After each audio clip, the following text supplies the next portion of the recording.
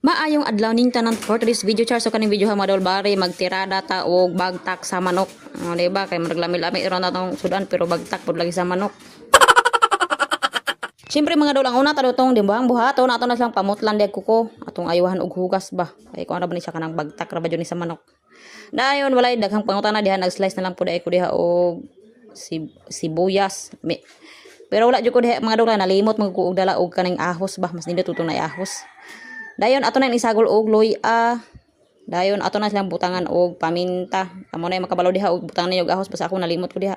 Dayon ako ra na siyang butangan og asin. Butangan ako na siya og magic sarap. Dayon butangan ko diha og tubig. Pero mas nindot ni siya kung cook or sprite. Ug wa na daghang pangutana bali naghaling na lang pud ay ko diha para ako ang itak-ang ni ato ang pahubsan. Aron pud siya kana pangining mahumok-humok po na iyahang bukog ba. Unya kani diring dapita na lagi ko mga pag-umangkon diri baling mga kulisawa kani akong ipangbuhat diha bali magsunod-sunod jud na sila ingana sila kung magluto ko diring dapita. Ako na lang pud ining gi-check di diri char. Ako lang gi-check diri kung nahubsa na ba. Nya kay paan man jud siya kanang hubas-hubas naman siya dapita. Okay na jud siya kaayo. Dayon ato na siyang haunon diring dapita sa pamaydugayan. Bali nagkutan na lang ko diri ko og harina pero mas nindot ni siya kung naay itlog. Nya kay dangag mata kaing nawo nga wala man ta diri kadala og itlog. Syempre ato ra ni padayonon og luto. Dayon nagbutuan ko diha og crispy fry ako ra siyang gitinag sapod ba kay wala na ako gipang halo-halo. Ako na siyang tinagsaon og butang. Bali nagpainit lang pud ko og dihag mantika ug unsa pa may dugayan ako na ni siyang giuna ning unang first lunod. Bali ako ra na siyang gi-jotay jog lunod diha mga dol kay basig unya di ma perfect jar, di ma perfect. Dayon ako na siyang gipang ukay-ukay dang dapita ato ra na siyang i-deep fry ba para mahumok siya. Unya kay luto na ni siya ang una natong batch ako na syempre ako na siyang gihaon. Dayon kaning usak inig kaduhang batch diring dapita ako na siyang gidaghanda. Ay kaning last na lang pud ang luto ba aron dali tang mahuman kay gigoton na ni akong makauban ni Richard.